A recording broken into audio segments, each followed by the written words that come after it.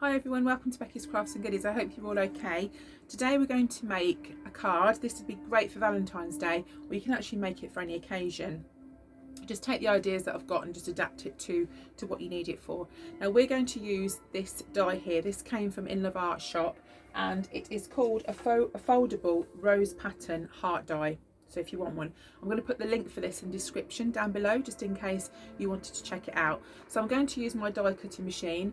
I use a Sizzix Big Shot. I've had it for a little while and I get on really well with it. I know some people find it difficult to move the handle, and to do it manually, so you can get like electric ones that do it for you. So just look around and see what's good and what's suitable for you, but I get on really well with that. I've got a few different supplies here that I'm going to use, some paper, some tissue paper, or rice paper should I say. So we're just going to crack on now and I'm going to show you how I make it. So I hope you enjoy this tutorial. Right, so for this one we're going to start with using one of these card blanks. You can use any kind of colour card that you want. You can pick these up quite cheap when you get the envelopes with it as well. So what I tend to do is I work out a rough colour scheme of things that I'm going to use. These are the bits here that I'm going to use, and I picked out this here from just a 12 by 12 paper pack. And what I generally tend to do to measure, I'm just going to grab my pencil, is I like to leave a little bit of a border around the edge of the top of the card here. So I'm going to use this just to mark where I'd like to trim, and it just makes it a little bit easier when I'm trimming the card. So we're going to layer this down the bottom.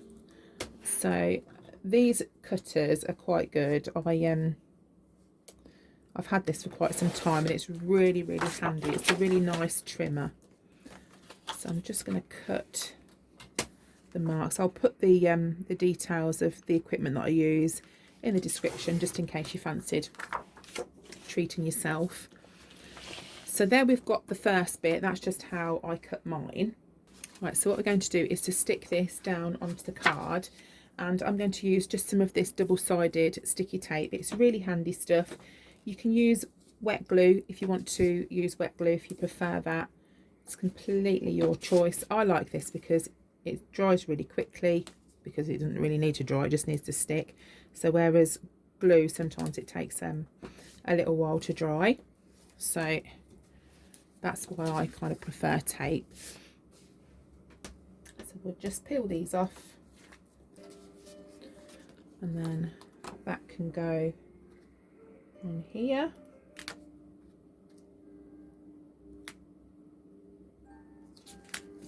Like that.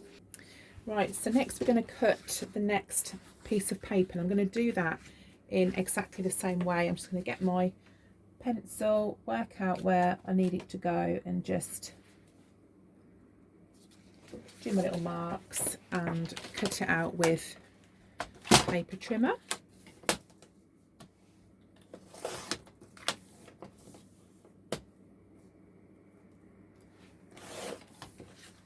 Right, now I'm going to get some of this rice paper. Now this is a really cute rice paper. It's really sort of pretty, and it's the kind of colours that I love really, and I thought this would team up really, really nicely with this purple paper. So I'm just going to measure this out here. I'm going to put that there. Again, just get my pencil and I'm just going to run it down like that. I'm not going to use the whole part of this rice paper, but if I just want to show you and sort of give you an idea. So I'm going to cut this with the trimmer. It should cut through no problem.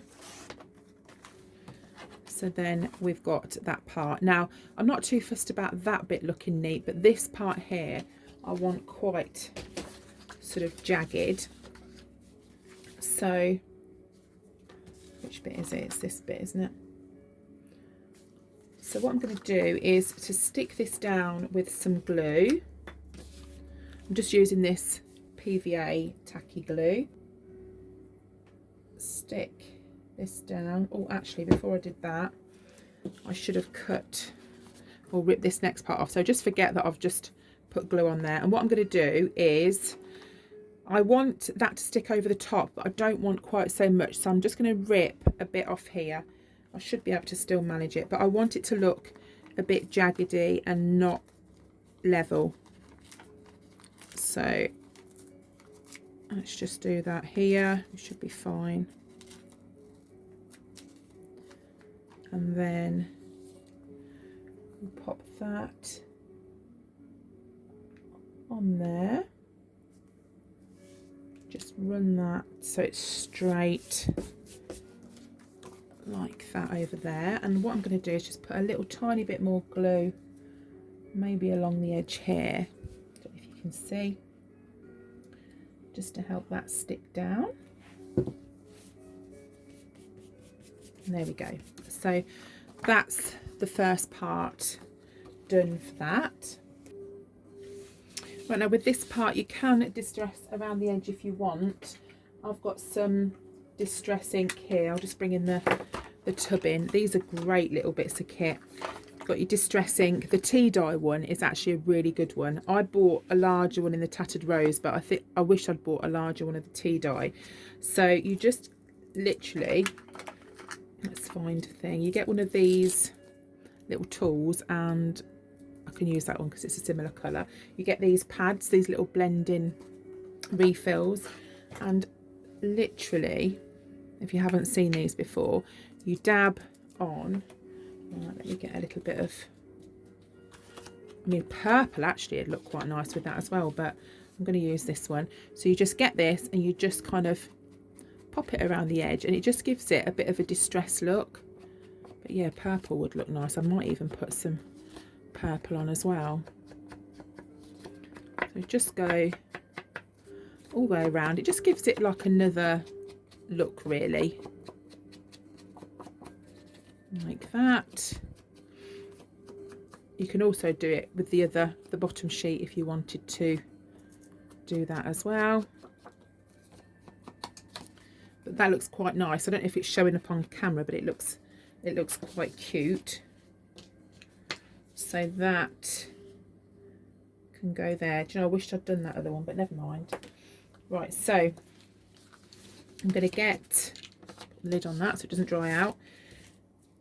Get this one that we've just done, and I'm going to put some double-sided tape on that there, all the way around the edges, and I generally put a little strip in the middle as well, just to hold it in place.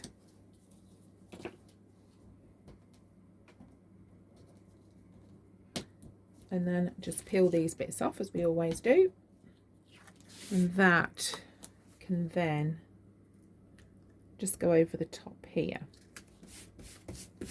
like that part. Now what we're going to do is to use the die. So we're going to cut the love die. I'm going to put it through the Big Shot, the Sizzix machine, and cut that one out.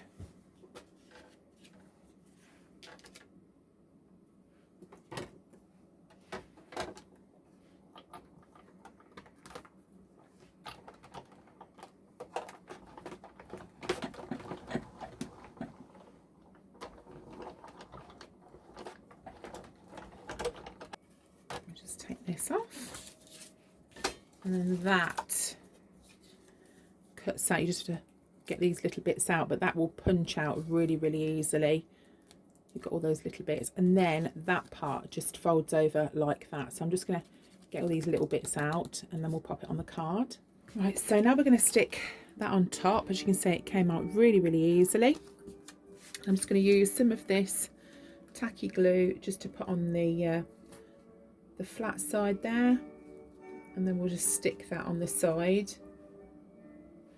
That's it,